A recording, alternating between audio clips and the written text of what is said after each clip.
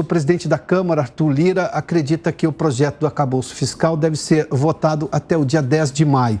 Para ser aprovado, o texto precisa do apoio de 257 deputados, porque neste caso do arcabouço é um projeto de lei, ele só precisa de maioria. Quando você fala de reforma constitucional, bom, aí sim você precisa daqueles 3/5 de votação na Câmara e no Senado em 2 turnos.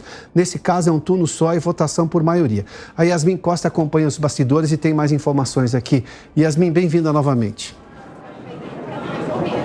Obrigada, Piotr, mais uma vez. Boa tarde para você, para todo mundo que está com a gente. Apesar de não precisar de um quórum ali muito grande, o presidente da Câmara, Arthur Lira, está confiante. Disse, assim que recebeu esse projeto de arcabouço, essa nova âncora fiscal, disse que o parlamento, aqui o Congresso, a Câmara dos Deputados, melhor dizendo, deve apresentar ali pelo menos 308 votos favoráveis pela aprovação desse texto. Agora, como é o caminho? O primeiro passo é justamente a indicação de quem vai ser o relator dessa proposta. O presidente da Câmara, Arthur Lira, já está aqui na casa. Ele sinalizou ontem que hoje já anunciaria, oficializaria o nome do parlamentar que vai ser o relator do novo arcabouço.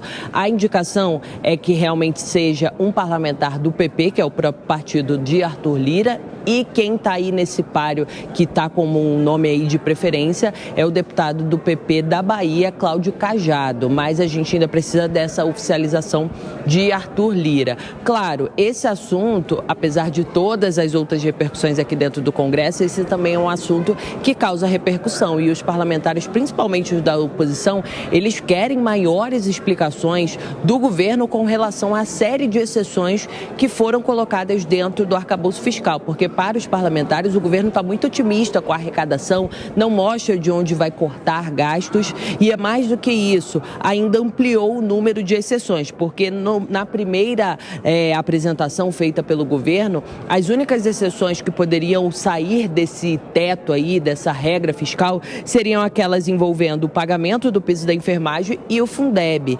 Agora, pelo menos mais 11 exceções foram incluídas, o que traz ali crédito extraordinário pode estar fora desse teto, transferência constitucional para despesa de saúde e educação a estados e municípios também pode estar fora desse teto, e os parlamentares da oposição querem entender por que um fura-teto tão grande, vamos dizer assim. E por isso agora vai começar essa articulação, apesar do presidente da Câmara já dizer que aqui vai ser célere, mas a oposição já está sinalizando que quer maiores explicações. Como a gente trouxe, né, precisa passar aqui pela Câmara dos Deputados e também depois vai para o Senado. Se houver alteração, volta aqui para a Câmara, e o governo trabalha com a conclusão aí desse texto já antes do meio do ano, já ali por volta de junho, já está com essa nova regra fiscal aprovada e valendo aqui para o Brasil, mas a gente precisa acompanhar essa articulação aqui, porque os parlamentares, apesar da base estar dizendo que essas exceções são para garantir aí todos os cumprimentos de promessas feitas pelo presidente Lula,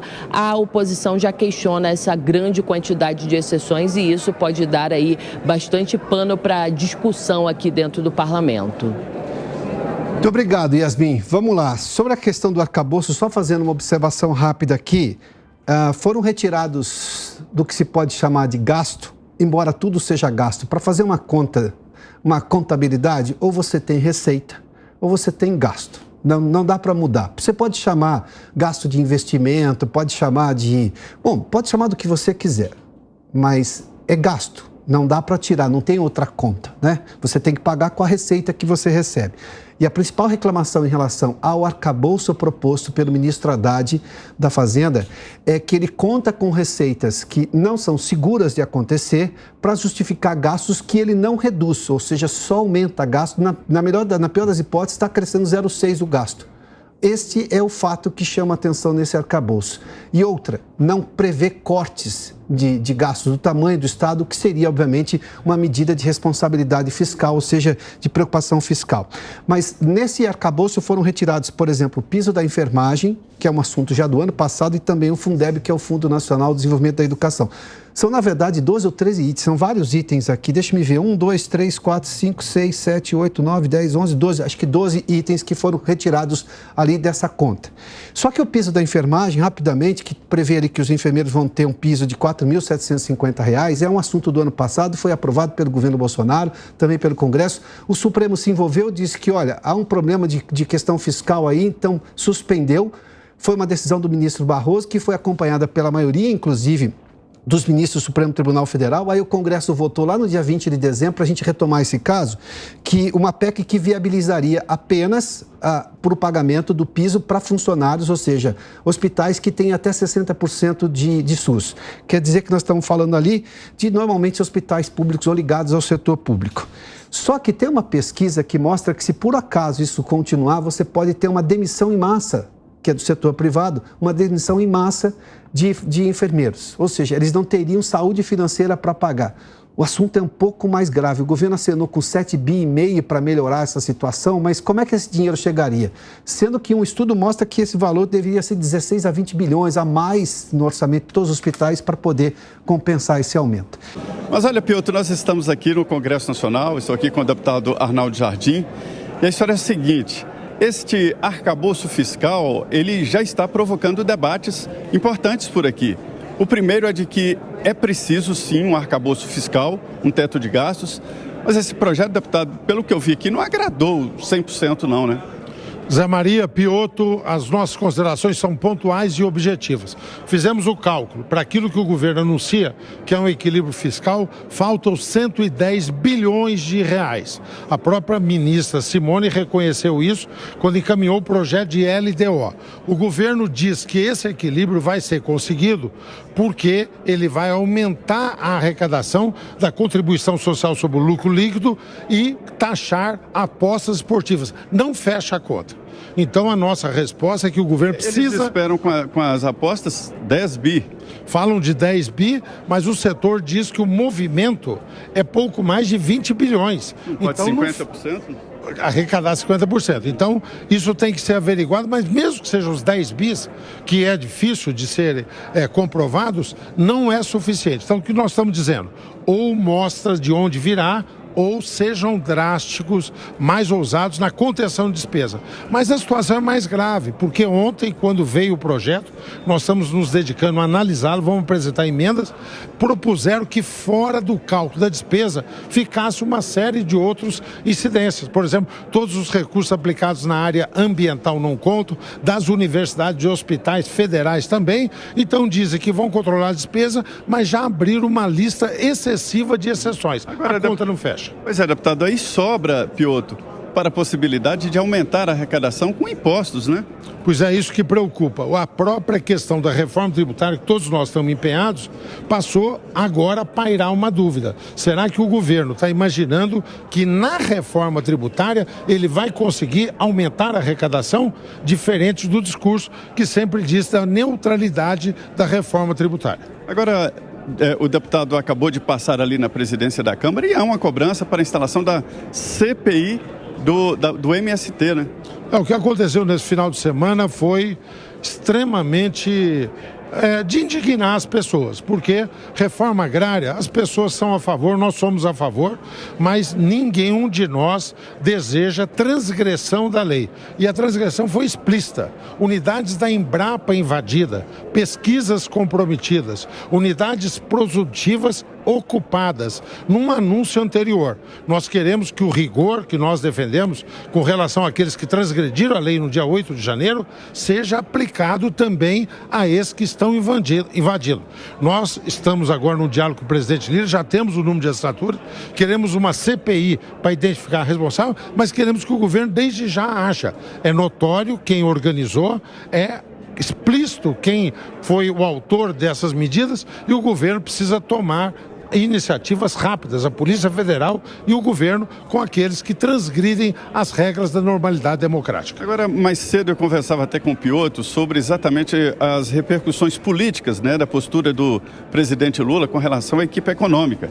Ele desmoralizou o ministro da Fazenda ao liberar aí o anúncio de cobrança, né, das importações acima de $50 e depois desmoraliza o próprio ministro. Eu sei que os senhores estão, de certa forma, protegendo Fernando Haddad. O ministro Fernando Haddad, eu acabei de fazer ressalvas sobre o arcabouço, mas há um arcabouço. E nós sabemos que ele teve que enfrentar. Tinha gente do PT contrário a ter um arcabouço. E ainda tem. Tem pessoas do PT que estão boicotando o ministro porque tem uma visão de que a retomada do crescimento se fará por investimentos públicos sucessivos. E nós sabemos que é o contrário. Gastar mais o governo não gera crescimento. Ele vai aumentar a pressão inflacionária e esse é o pior dos impostos, porque ele é particularmente perverso com os que têm menos, com aqueles que têm menor renda. A inflação é o pior dos impostos, é o que tem de mais danoso. Por isso que quando o ministro Haddad toma iniciativas de conduzir uma política econômica com responsabilidade fiscal, terá o nosso apoio. Pois é, Piotr, o deputado Arnaldo Jardim é presidente aqui da Frente Parlamentar Brasil Competitivo. Uma pergunta para ele, Piotr? Tenho sim. Agradeço primeiramente a gentileza dele nos atender. Zé, nessas emendas que o deputado Arnaldo Jardim já está querendo propor, tem alguma coisa para cortar gastos do governo? Porque o arcabouço prevê aumento de gastos em qualquer hipótese.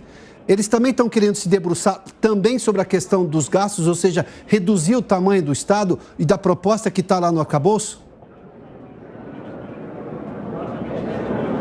Pois é, uma pergunta muito boa aqui do Piotr. Eu até já conversamos sobre isso. Ele agradece o senhor e diz o seguinte: onde vai ficar no arcabouço a exigência de o governo cortar gastos, né? Cortar a máquina pública? Não há, Piotr. Isso que nos causa espécie, por isso nós estamos pensando em alguma alternativa para fazer isso. A reforma administrativa que todos nós defendemos, que era uma forma de enxugar o governo não faz a menor menção a ela. Nós esperávamos que, pelo menos na narrativa, pudesse vir aqui uma disposição de retomar a reforma administrativa. O equilíbrio de despesa que se fala é que daqui a um ano, quando for medido o crescimento da receita, que as despesas só vão poder crescer 70% do crescimento da receita. Isso não é conter gastos, isso não é nenhuma medida de agora, imediato investimento. E tem uma pegadinha. O economista Felipe Salto, que não é nenhum crítico ao governo, muitas vezes tem dado declarações a favor, disse que essa mudança de prazo para exatamente medir a diminuição depois da despesa, que é junho a junho, diferente do ano fiscal de janeiro a fevereiro, vai pegar 6 meses e que vai se contar a inflação acumulada e que nós poderemos ter um aumento real. Nós não estamos falando de diminuir, aumento real de despesa de 2,3%. É mais do que não cortar, é aumentar a despesa totalmente ao contrário do que o país precisa. É isso, olha, é só o início desse debate aqui do polêmico e agora famoso arcabouço fiscal, viu, Piotr? Muito obrigado, Zé Maria, também ao deputado Arnaldo Jardim do Cidadania aqui de São Paulo. Isso demonstra claramente como que a ideia, inclusive, do presidente Arthur Lira e do presidente do Senado, de dar celeridade na discussão do projeto. Celeridade é uma coisa, atropelar uma discussão que está falando das contas públicas é outra. Daí, obviamente, é preciso diferenciar. Óbvio que a ideia do Congresso é discutir esse assunto e torná-lo transparente, rápido e cada vez mais efetivo esse arcabouço, mas a gente percebe que tem muita coisa que pode ser discutida, deve ser discutida, e isso vai levar um tempo muito maior. O arcabouço, a conta não fecha, a conta do governo não fecha, esse é o detalhe. Porque conta com receitas que você não tem certeza que vão acontecer para justificar gastos que já estão ali previstos. Sem nenhum sinal de diminuir o tamanho do Estado, de fazer o Estado depender menos de arrecadação, ou seja, menos do dinheiro do contribuinte.